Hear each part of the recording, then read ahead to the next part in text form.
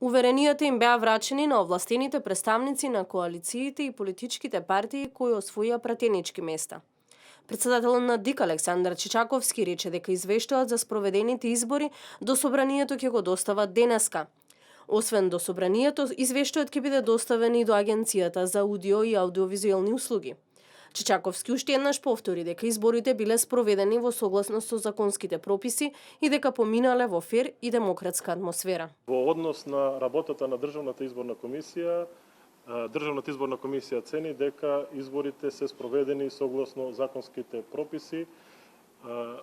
Еден од представниците на политичките партии истакна, ние се потпуно согласуваме дека помина во фер и демократска изборна кампања и дека изборниот ден беше спроведен и гласањето беше спроведено согласно стандардите на меѓународната заедница на ОВСЕ ОДИР.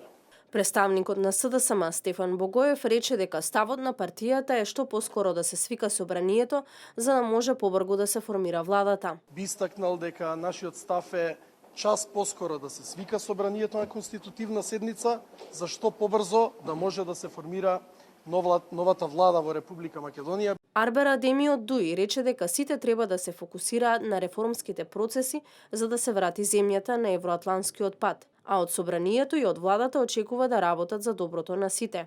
Дозволете да истакнам дека изборната кампања и денот на изборите помина на демократска атмосфера, затоа пред се сакам да им се заблагодарам на сите граѓани кои придонесоа во вакви околности да се организират и да се спроведат изборите. Деветиот македонски парламентарен состав ќе има 120 народни избраници.